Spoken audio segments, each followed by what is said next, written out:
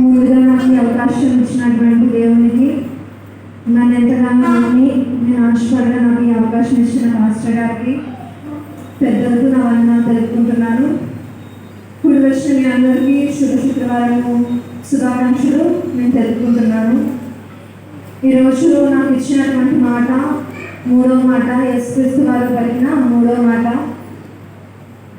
యోహాను సువార్త 19వ అధ్యాయము 26 నుండి 27 వరకు ఈ విధంగా రాయబడింది. యేసు తన తల్లియు తాను ప్రేమించిన శిష్యుడును దగ్గర నిల్చుండుట చూచి, అమ్మా, ఇదిగో నీ కుమారుడు తన తల్లితో చెప్పెను. తర్వాత ఆ శిష్యుని చూచి, ఇదిగో నీ తల్లి అని చెప్పాను. ఆ గడియ నుండి ఆ శిష్యుడు ఆమెను తన ఇంట్లో చేర్చుకున్నాడు. ఇక్కడ ఈ కంటెంట్ నేను ప్రిపేర్ అవుతున్నప్పుడు నాకు 4 క్వశ్చన్స్ ఎదురయ్యాయి. అసలు దేవుడు అంత బాధ, అంత శ్రమలో ఉన్నప్పుడు కూడా సిలువలో తల్లి గురించి ఎందుకు ఆలోచన చేశారు అనేది మొదటిగా నాకు క్వశ్చన్ వచ్చింది.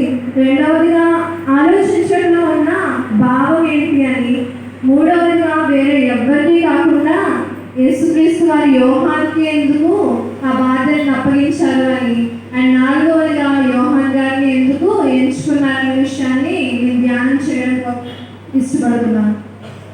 మొట్టమొదటిగా అసలు what is the reason behind the word, ఎందుకు యేసుక్రీస్తు వారు తల్లిని జ్ఞాపకం చేసుకున్నారు? మనందరికీ తెలుసు యేసుక్రీస్తు వారు ఎలా జన్మించారు అన్నది. పరిశుద్ధాత్మ వలన గర్భం ధరింపబడి ఆయన కన్యైన మరియకు జన్మించాలనే విషయం మనందరికీ తెలుసు. మనకు తెలుసు వివాహం కాకుండా ఒక స్త్రీ గర్భం ధారిస్తే ఈ సమాజం ఎలా చూస్తుందో కూడా మనకు తెలుసు. అలాంటి పరిస్థితుల్లో ఆవిడని ఎన్ని మాటలు, ఎన్ని విమర్శలు, ఎన్ని కష్టాలు పడుతున్నారో యేసుక్రీస్తు వారు ఆలోచించుకుని ఉండొచ్చు. అదేవిధంగా సమాజమే కాదు, ఏ స్త్రీ అయినా సరే వివాహం కాకుండా గర్భం దాల్చింది అంటే సమాజం యాక్సెప్ట్ చేస్తుందా? No, definitely not. అసలు యాక్సెప్ట్ చేయదు. సమాజం వరకు ఎందుకు ఆమె వివాహం చేసుకోవడానికి సిద్ధపడిన యోసేపు గారే నమ్మలేదు. మత్తయి సువార్త 1వ అధ్యాయం 19లో ఈ విధంగా రాయబడి ఉంటుంది, ఆమె భర్త అయిన యోసేపు నీతిమంతుడై ఉండి ఆమెను అవమానపరచుటకు రహస్యముగా ఆమెని విడనాడదలచెను. ఏం చేయాలనుకున్నారండి యోసేపు గారు? అందరికీ చెప్పి అల్లరి చేయాలనుకున్నారా? ఆయన నీతిమంతుడు అవ్వడం చేత ఆయన రహస్యంగా ఆమెను విడిచిపెట్టాలనుకున్నారు, కానీ అల్లరి చేయాలని ఆయన అనుకోలేదు. ఆఖరికి ఆయన నిజం ఎలా తెలిసింది? ప్రభువు ఉన్న ఆయనకి కనిపించి ఆయనకి నిజం చెప్పాలి. ఈయన పరిశుద్ధాత్మ వలన గర్భం దాల్చింది, కానీ ఆమె యందు ఏ పాపము, ఏ తప్పు లేదు అని చెప్పేసి యోసేపు గారికి ప్రభుదూత చెప్పింది. మరి యోసేపు గారికి చెప్పిన ప్రభుదూత యెహోవా తండ్రి యోసేపు గారికి చెప్పినట్టు సమాజానికి ఎందుకు చెప్పలేదు? ప్రజలకు ఎందుకు చెప్పలేదు? తప్పుగా అనుకుంటా ప్రతి ఒక్కరికి చెప్పొచ్చు కదా అనుకుంటే, లేఖనాలు నెరవేరినట్లు వారంతా వారు తెలుసుకోవాలని చెప్పలేదు, కానీ వేరే ఉద్దేశంతో కాదు. యోసేపు గారికి మాత్రమే తెలుపడంలో భావం అయితే ఇదనమాట. అండ్ మనం సమాజం యాక్సెప్ట్ చేయడం అనుకున్నాం. ఆవిడ ఎన్ని కష్టాలు పడుంటారు, ఎన్ని శ్రమలు, ఎన్ని ఇబ్బందులు పడుంటారో యేసయ్య జ్ఞాపకం చేసుకుని ఉంటారు. ఈ విధంగా ఇవన్నీ జ్ఞాపకం చేసుకోవడంలో మనకి ఏం కనిపిస్తుంది అంటే, యేసుక్రీస్తు వారు తల్లిని ఎంత ప్రేమించారో మనకి అర్థమవుతుంది.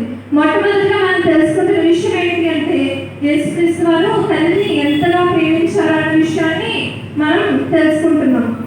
ఇక్కడ మనకి తెలుగు బైబిల్లో అమ్మ అని రాయబడి ఉంటుంది, కానీ ఇంగ్లీష్ బైబిల్లో విమెన్ అని రాయబడి ఉంటుంది.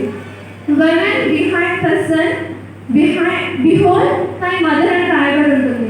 విమెన్ అని ఎందుకు రాస్తారు అంటే, ఆయన ఇహలోక సంబంధంగా తల్లి కొడుకుల సంబంధాన్ని హృదయం ఎంతో కఠినపరుచుకుని, ఇక్కడ నుండి నీకు నాకు ఏ సంబంధం లేదు, నీకు కుమారుడు యోహానే అన్నట్టు ఆయన ఎంతో హృదయాన్ని ఎంతగానో కఠినపరుచుకుని చెప్తున్నట్టుగా మనకి ఇంగ్లీష్ బైబిల్లో, తమిళ బైబిల్లో కూడా స్త్రీ అనే రాయబడి ఉంటుంది. కానీ అంత కష్టంలో ఉండి కూడా, అంత శ్రమలో ఉండి కూడా యేసయ్య మరియమ్మ గారిని జ్ఞాపకం చేసుకున్నారు. ఎందుకు జ్ఞాపకం చేసుకున్నారు? మనకి ఇంగ్లీష్లో ఒక సేయింగ్ ఉంటుంది, we remember the glory but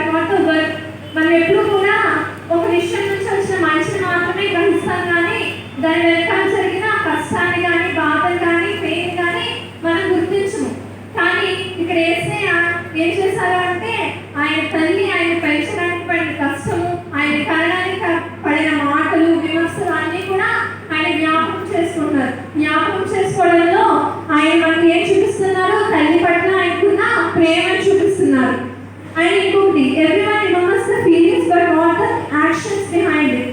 అందరూ కూడా ఒక విషయంలో హర్ట్ అయ్యామంటే హర్ట్ అయిన దాని గురించి ఆలోచిస్తాం, అంతేగాని వాళ్ళు మనకి ఏం చేశారు, మనం వాళ్ళకి ఏం చేస్తాం అనేది కూడా మనం గుర్తుపెట్టుకోము. క్యాథలిక్ చర్చెస్లో మనం చూస్తాము, మరియ తల్లిని ఒక దేవతగా చూస్తారు, కానీ అక్కడ దేవతగా చూడడం కనుక వాళ్ళకి మరియ తల్లి దేవుడి కన్నది, సో ఆవిడ కూడా దేవతగా చూడాలి అని చెప్పేసి వాళ్ళు అనుకుంటారు. కానీ ఆ ఘనతనిచ్చింది యెహోవా తండ్రి అనే విషయాన్ని వాళ్ళు పక్కన పెడుతుంటారు. అందుకనేసి దేవుడు విమెన్ స్త్రీ అనేసి ప్రస్తావిస్తారు. మొట్టమొదటిగా మనం తెలుసుకుంటుంది, దేవుడు తల్లి ఎంత ప్రేమించారు అనే విషయాన్ని 3వ మాటగా శిలువ నుంచి మనకు చెప్తున్నారు. రెండవదిగా, ఎందుకు ఆయన తల్లి గురించి ఆలోచన చేయాల్సి వచ్చింది? తల్లి గురించి ఆయన ఎందుకు ఆలోచన చేశారు? అసలు మనకి బైబిల్ చెప్తుంది కదా, యేసయ్య గారికి 4 సహోదరులు ఉన్నారు, సహోదరులు కూడా ఉన్నారు అని చెప్పేసి మనం చూస్తున్నాం. మరి వేరేగా చూసుకుంటారు కదా, ఎందుకు ఆయన బాధ్యత నెరవేర్చాలనుకున్నారు? ఎందుకు ఆయన వేరే వాళ్ళకి అప్పచెప్పాలనుకున్నారు? ఎప్పుడైనా ఆలోచించారా? ఎందుకు?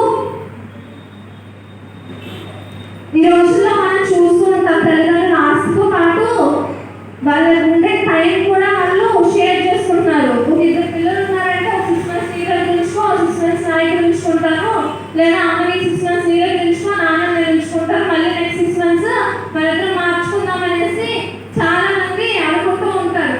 అలాంటిది ఆయన తల్లిని సహోదరులు చూస్తారా చూడరా అన్న ఆలోచనతో కూడా ఆయన యోహాను గారికి అప్పచెప్పి ఉండొచ్చు. రీసెంట్గా నేను నైట్ డ్యూటీలో ఉన్నప్పుడు ఒక కేసు వచ్చింది. ఆవిడ క్యాన్సర్ పేషెంట్ అనమాట, గర్భంలో క్యాన్సర్ ఉంది ఆవిడకి. ఆవిడ ఇద్దరు కొడుకులు తీసుకొచ్చారు హాస్పిటల్కి. తీసుకొచ్చినప్పుడు మాకు పాస్ట్ హిస్టరీ తెలియదు, ఏంటి అంటే ఒక హాస్పిటల్ అడ్మిట్ చేసాం, ప్రైవేట్ హాస్పిటల్లో. కానీ ఆవిడని రేడియోథెరపీ చేస్తుంటే కరెంట్ పెడుతుంటే ఆవిడ భరించలేక నొప్పి అంటుందని వాళ్ళు హ్యాండిల్ చేసి ఇక్కడ పంపించేశారు అని చెప్పారు. మేము వేరే డిపార్ట్మెంట్కి రిఫర్ చేసిన తర్వాత వాళ్ళు కూడా మన దగ్గర ట్రీట్మెంట్ లేదు, హయ్యర్ సెంటర్కి రిఫర్ చేయండి, గుంటూరుకి రిఫర్ చేయండి అని చెప్పారు. గుంటూరుకి రిఫర్ చేయాలి, మేము పిలిచి చెప్పామన్నమాట, ఇక్కడ అవ్వదు ఇది, ఆవిడ చాలా నొప్పి వస్తుందని చెప్తుంది, మేబీ లాస్ట్ స్టేజ్లో ఉన్నారు రేడియోథెరపీ కాబట్టి ఏమైనా కొంచెం నొప్పి తగ్గాలి అంటే మాకు ఇక్కడ చేయడానికి ఎవరు లేరు, అండ్ ఇక్కడ ఎక్విప్మెంట్ కూడా లేదు, మీరు ఖచ్చితంగా గుంటూరు తీసుకెళ్ళాలి అని చెప్తే వాళ్ళు ఒక 1/2 hour ఆలోచించుకుని వచ్చి, మేడం గారు ఇప్పుడు తీసుకెళ్తున్నాం, మేము ఇంటికి ఆలోచించుకుని రేపు తీసుకెళ్ళాలో ఆలోచించుకుంటాము అని చెప్పారనమాట. అదేంటంటే అలా మాట్లాడుతున్నారు, ఆవిడేమో అంత నొప్పితో బాధపడుతుంది, ఎన్ని మందులు ఇచ్చినా కానీ రియాక్షన్ లేదు ఆవిడకి, మీరు ఎందుకు అలా మాట్లాడుతున్నారంటే వాళ్ళు మా మీద గొడవకు వచ్చారనమాట. అదేంటంటే మీరు అలా మాట్లాడతారు, మా ఆవిడకి 6 కొడుకులు ఉన్నాము, మేమిద్దరమే తిరగాలి, మేమిద్దరమే చేయాలి, వాళ్ళు ఏం చేస్తారు ఇంటికంటే మాట్లాడుకొని వాళ్ళు ఎవరు తీసుకెళ్తారు, మాకు సంబంధం లేదు అని నాకు చెప్పారనమాట. నాకు ఒకసారిగా అనిపిస్తుంది అనమాట, అంటే ఏంటి అసలు ఆవిడ నొప్పికి కూడా వాళ్ళకి ప్రాధాన్యత లేదు, నేనెందుకు చూడాలి, నేనెందుకు చేయాలని మాత్రమే అనుకుంటున్నారు తప్ప, అయ్యో నా తల్లి నాకు ఎంత కష్టపడి అన్నాన్ని 5 సంవత్సరాలు పెంచింది అనే విషయం వారికి గుర్తులేదు. నేను ఈ వాక్యం కోసం ప్రిపేర్ అవుతున్నప్పుడు ఆ సందర్భాన్ని నాకు చెప్పడం కోసమే చూపించారేమో దేవుడు అని చెప్పేసి నేను అనుకున్నాను అనమాట. అలాంటి సిచ్యువేషన్లో కూడా నేను ఎందుకు చేయాలి, నేను ఎందుకు చూడాలి, సరే నా సహోదరులు ఉన్నారు కదా వాళ్ళు చూస్తారు అని నిశ్చిస్తున్నారు అనుకోలేదండి. అనుకోకుండా ఆయన ఏం చేస్తారు, ఆయన బాధ్యతను ఆయన నెరవేర్చారు. రెండవది మనం తెలుసుకోవాల్సింది ఏంటి, ఆయన బాధ్యత, హిస్ రెస్పాన్సిబిలిటీ. మరి ఆయన బాధ్యత ఓన్లీ సిలువలో మాత్రమే నెరవేర్చారా, ఇంకెప్పుడు నెరవేర్చలేదు ఆయన బాధ్యతని? అంటే మన వాడకాలు చెప్పుకుంటే చివరికి వచ్చేసాకేనా, లాస్ట్ వచ్చాకేనా అన్ని జ్ఞాపకం వచ్చిన దానికి కాదు, ఆయన మొదటి నుంచి కూడా ఆయన బాధ్యతను నెరవేరుస్తూనే ఉన్నారు. యోసేపు గారు చనిపోయిన తర్వాత ఆయన ఏం పని చేసేదారండి, ఆయన వడ్రంగి పని. మార్కు సువార్త 6:3 రాయబడి ఉంటుంది. ఇంగ్లీష్ బైబిల్లో అయితే is not this the carpenter అని రాయబడి ఉంది, కానీ తెలుగు బైబిల్లో ఆ వర్డ్ని ఇవ్వలేదు అసలు. Is this not the carpenter అంటే ఆయన వడ్రంగి వాడు కాదా అని రాయబడి ఉంది. అదేవిధంగా మత్తయి 13:55 అయితే is not this the carpenter son, ఈయన వడ్రంగి వారి కుమారుడు కాడా అని రాయబడి ఉంటుంది. అంటే బైబిల్లో ఆయన వడ్రంగి వారి కుమారుడుగా కూడా చూపించారు, వడ్రంగి వారిలో కూడా చూపించారు. అంటే ఆయన కుటుంబ బాధ్యత కోసం పెద్ద కుమారుడిగా ఆయన బాధ్యతను చిన్నప్పటి నుంచి నెరవేరుస్తూనే ఉన్నారు. 30 సంవత్సరాలు వచ్చే వరకు ఆయన కుటుంబంతోనే ఉన్నారు, ఆయన కుటుంబ బాధ్యతను నెరవేరుస్తూనే ఉన్నారు. ఎప్పుడైతే ఆయన సమయం ఆసన్నమైందని తెలుసుకున్నారో బాప్తిసం తీసుకుని పరిశీలన కోసం ఆయన బయటకు వచ్చారే తప్ప ఆయన కుటుంబ బాధ్యత నుండి ఏనాడు కూడా విడిచిపోలేదు. ఆయన ఒక రెస్పాన్సిబిలిటీస్ ఎలా చూపించారు? ఒక ఎల్డెస్ట్ సన్గా, అంటే కుటుంబం యొక్క పెద్ద కుమారుడుగా. ఆయన యొక్క రెస్పాన్సిబిలిటీ ఇంకెలా చూపించారు? మరియమ్మ కుమారుడిగా. ఇంకా రెస్పాన్సిబిలిటీ ఎలా చూపించారు? తండ్రి చిత్తాన్ని నెరవేర్చే కుమారుడిగా కూడా ఆయన రెస్పాన్సిబిలిటీని ఆయన చూపించారు. ఆయన బాధ్యతను ఆయన నెరవేర్చారు. అదేవిధంగా అసలు ఆయన మరి మిగతా వాళ్ళు ఏమయ్యారు? ఆయన సహోదరులు ఏమయ్యారు? అసలు ఆయన వాళ్ళకి ఎందుకు ఆయన అప్ప చెప్పలేదు? యూజువల్గా ఒక కుటుంబంలో ఎవరైనా వెళ్ళిపోతే తర్వాత వాళ్ళే చూస్తారు. ఆయన సహోదరులకి ఎందుకు ఆయన తన బాధ్యతను ఇవ్వలేదు అని చెప్పి మనం ఆలోచిస్తే మనకు తెలుస్తుంది. యోహాను సువార్త 7వ అధ్యాయం 5వ వచనంలో రాయబడి ఉంటుంది.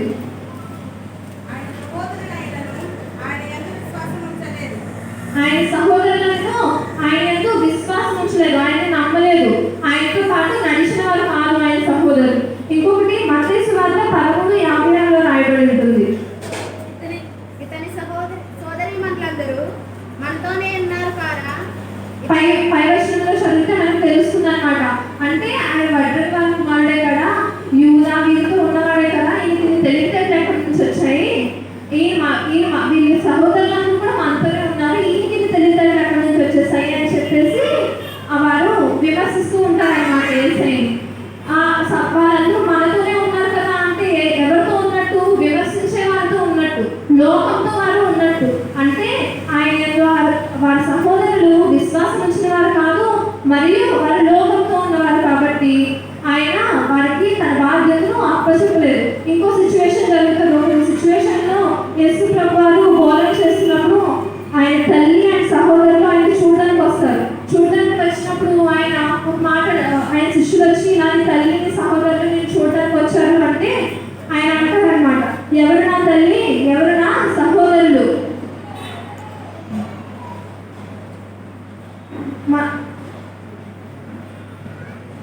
మత్తయి సువార్త 12:48-50లో రాయబడి ఉంటుంది. నా తల్లి ఎవరు, నా సహోదరులు ఎవరు? పరలోకమందున నా తండ్రి చిత్తము చొప్పు చేయవాడే నా సహోదరుడు, నా సహోదరియు అని నా తల్లియు నన్ను. ఎవరండి ఆయన సహోదరులు, తల్లి? ఎప్పుడవుతారు మనం ఎప్పుడవుతాము? పరలోకమందు నా తండ్రి చిత్తము నెరవేర్చువారు. మన పరలోకమందు తండ్రి చిత్తాన్ని నెరవేరిస్తేనే ఆయనతో గొప్ప సంబంధాన్ని మనం కలిగి ఉంటారని చెప్పి ఆయన చెప్తున్నారు. కానీ యేసు ప్రభు గారి సహోదరులు పరలోక సంబంధం కలిగిన వారు కాదు, వారు లోకం కలిగిన వారు, ఆయన ఎంతో విశ్వాసం ఉంచిన వారు. మరి ఆయన యోహాను గారికి ఎందుకు అప్పచెప్పారు ఈ బాధ్యతను అని మనం ఎప్పుడైనా ఆలోచించామా?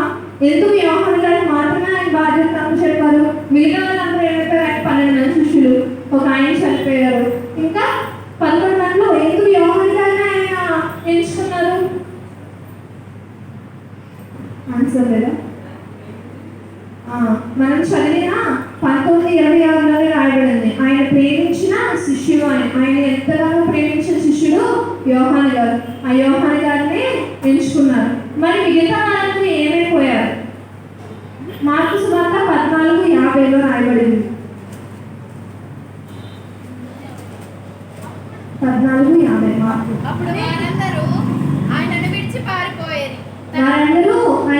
పారిపోయారు. యేసయ్య గారిని పట్టుకున్న తర్వాత వాళ్ళందరూ ఏమైపోయారంటే పారిపోయారు. కానీ చివరి వరకు ఆ సిలువ వేసిన ఆ సీన్లో అక్కడ మనకి కనిపించింది ఎవరు? యోహాను గారు మాత్రమే.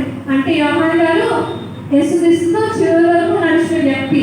అందుకనేసి ఆయన ఎంతో నమ్మడం వల్ల, ఆయన ఎంతో ప్రేమించడం వల్ల, ఆయన ఎంతో చివరి వరకు నడవడం వల్ల ఆయనతో పాటు యోహాను గారిని ఎంచుకున్నారని.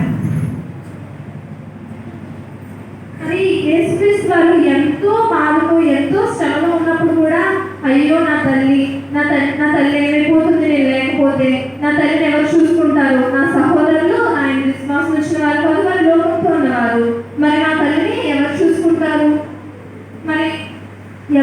బాగుంటుంది యోహాన్ గారికి ఎందుకు ఇవ్వాలి అనే విషయాలు, ఇన్ని విషయాలు ఆయన 3వ మాటలో సారాంశంగా ఇన్ని విషయాలు ఆయన ఆలోచించారు. కానీ మనం ఇప్పుడు మన పరిస్థితి బాగుండి కూడా మనం ఏం చేస్తున్నామంటే తల్లిదండ్రుల్ని ఆయన అంత దుఃఖంలో ఉండి అంత బాధలో ఉండి కూడా ఆయన తల్లిని జ్ఞాపకం చేస్తున్నారు. మరి మనం ఏం చేస్తున్నాం? బాగా డబ్బులు వాళ్ళేమో ఓల్డేజ్ హోమ్లో పెడుతున్నారు, అసలు డబ్బులు లేని వాళ్ళు ఏం చేస్తున్నారు? రోడ్డు మీద నిర్దాక్షిణ్యంగా వదిలేస్తున్నారు. మనం చూసాం కదా, యూట్యూబ్లో చాలా వీడియోస్ చూస్తూ ఉంటాం. తల్లిని బయటకు తీసుకొచ్చి ఒక కొడుకు రోడ్డు మీద వదిలేసి వెళ్ళిపోతూ ఉంటాడు. మదర్ తెరీసా గారు అంటే రీసెంట్గా కూడా ఒక ఇంటర్వ్యూలో విన్నాను. వాళ్ళ కొడుకు ఆమె తీసుకొచ్చి ఒక ప్లేస్లో వదిలేస్తాడంట. వదిలేసిన తర్వాత నేను మళ్ళీ వస్తాను, ఇక్కడ ఉండు, పని ఉంటే ఎదురుకెళ్ళి వస్తాను, నువ్వు రాలేవు అని చెప్పేసి వెళ్ళిపోయాడంట. ఒక రోజు అయింది, 2 రోజులు అయింది. ఆ ప్లేస్లో అంటే కంటిన్యూస్గా చూస్తున్న వాళ్ళు వచ్చి ఏమైందమ్మా అంటే నా కొడుకు వస్తానన్నా ఇక్కడ ఉండమన్నాడు అని చెప్పేసి ఆవిడ అక్కడే ఉందంట. వారం రోజులు అయింది, 10 రోజులు అయింది. ఆఖరి నాకు చనిపోయే వరకు కూడా నా కొడుకు వస్తాడని చెప్పాడు, నేను ఇక్కడే ఉంటాను అని చెప్పి వేరే వాళ్ళు ఓల్డేజ్ హోమ్లో వచ్చి తీసుకెళ్ళడానికి వచ్చినా కానీ నేను రానమ్మా, మళ్ళీ నేను లేకపోతే నా కొడుకు చాలా కంగారు పడతాడు అని చెప్పిందంట. ఆమె చనిపోయే వరకు కూడా ఆ కొడుకు కోసం ఎదురు చూస్తూనే ఉంది. కానీ తల్లిదండ్రుల ప్రేమ మనం అర్థం చేసుకుంటున్నామా? లేదు. దేవుడు ఏం చెప్తున్నాడు మనకి? మనం ఏం చేస్తున్నాం, మనం ఏం చెప్తున్నాం? మనమేమో తల్లిదండ్రులను అలా చూస్తున్నాం. కానీ మనకి దేవుడు ఏం చెప్పాడు? ఎఫెసీయులు 6:2 తల్లిని సన్మానించడం ఏంటి? ప్రతి ఫాదర్స్ డేకి, పేరెంట్స్ డేకి, టీచర్స్ డేకి, లేదంటే మదర్స్ డేకి, ఉమెన్స్ డేకి చాలా మన లేకపోతే గిఫ్ట్ని కూడా నాట్ ఓన్లీ రాంగ్ థింగ్. కానీ గిఫ్ట్తో పాటు మనం ఇంకేం చేయాలని? సన్మానించడం అంటే ఏంటి అసలు? Showing them the love. మనం వాళ్ళని ప్రేమించాలి, వాళ్ళకి రెస్పెక్ట్ ఇవ్వాలి, అండ్ ఆల్సో వాళ్ళకి మనం థ్యాంక్ఫుల్గా ఉండాలి. వారికే కాదు, మనకి అంత మంచి తల్లిదండ్రులు ఇచ్చినందుకు దేవుడికి కూడా మనం థ్యాంక్ఫుల్గా ఉండాలి. అంత మంచి తల్లిదండ్రులు మనం కష్టపడి అనుకున్నందుకు మనం తల్లిదండ్రులు కూడా థ్యాంక్ఫుల్గా ఉండాలి. ఫైనల్గా మనం 3వ మాట నుంచి ఏం నేర్చుకుంటున్నాం? What is the third word from the cross teachers? ఏం నేర్పుతుంది మనకి 3వ మాట? మొట్టమొదటిగా మనం తల్లిని ఎంత ప్రేమించాలి అనేది మనకి 3వ మాట చెప్తుంది. రెండవదిగా ఏం నేర్పిస్తుంది? బాధ్యత కలిగి ఉండాలి. మనం కాకపోతే వేరే వాళ్ళు చూస్తారే అంటారు. మన బాధ్యత మనం నెరవేర్చామా లేదా అనే విషయాన్ని మనం చూసుకోవాలి. అదేవిధంగా 3వదిగా ఏం నేర్పిస్తుంది? ఒబీడియన్స్, విధేయత. ఎవరి ఒబీడియన్స్ నేర్పిస్తుంది మనకి? యోహాన్ గారి యొక్క ఒబీడియన్స్ నేర్పిస్తుంది. మనం చదివిన 19:26 లాస్ట్లో రాయబడి ఉంటుంది. ఏమని? ఆ గడియ నుండే మరియమ్మను అతని మీద చేర్చుకొని, ఆ క్షణమే యేసుక్రీస్తు వారు చెప్పారు, ఆ క్షణమే ఆ మాట ఆయన నెరవేర్చారు. అదేవిధంగా మనం కూడా మనం దేవుడి మాటలు విధేయత కలిగి మనం జీవించాలి. అదేవిధంగా 4వది ఏం నేర్పిస్తుందంటే కొత్త సంబంధాన్ని తీసుకొస్తుంది. Newer relationship. ఎలా న్యూయర్ రిలేషన్షిప్ని ఎస్టాబ్లిష్ చేస్తుంది? ఎలా అయితే యేసయ్య నీకు నాకు ఇక్కడ ఏ సంబంధం లేదు పరంగా అని చెప్పి యోహాన్ గారిని తన కుమారుడిగా మరియమ్మ గారికి అప్పచెప్పారో అదేవిధంగా మనకు కూడా యేసుక్రీస్తు వారు కొత్త సంబంధాన్ని ఏర్పరుస్తున్నారు. ఏ విధంగా అంటే లూకా సువార్త 8:21 దేవుడి వాక్యం విని దాని ప్రకారం జరిగించిన వారే నా తల్లియు నా సహోదరులు ఏం చెప్తున్నారైనా దేవుడి వాక్యం వినమని చెప్తున్నారు. దేవుడి వాక్యం వింటే ఆయనకి నూతన సంబంధాన్ని కలిగి ఉంటామని చెప్పి చెప్తున్నారు. 2 కొరింథీ 5:17 కూడా రాయబడింది, ఎవడైనా క్రీస్తునందున్న యెడల వాడు నూతన సృష్టి, పాతవి గతించెను, ఇదిగో సమస్తము నూతనమగు. మనం ఏమవుతాము? క్రీస్తులో మనం ఉంటే ఏమవుతాము? మన పాతవి అన్నీ, మన పాపాలన్నీ తుడిచిపెట్టుకుపోతాయి. మనం దేవుడితో కొత్త సంబంధాన్ని కలిగి ఉంటామని చెప్పి ఈ వాక్యం చెప్తుంది. ఫైనల్గా 3వ మాట ద్వారా ఆయన వంటి ప్రేమను, ఆయన వంటి బాధ్యతను, ఆయన యోహాను వంటి విధేయతను మరియు ఆయనతో కొత్త సంబంధాన్ని మనం కలిగి ఉండాలని ఆశిస్తూ ఈ చిన్ని వాక్యము దేవుడు మన వెలుగుల్లో ఫలింపచేయునుగాక. ఆమేన్.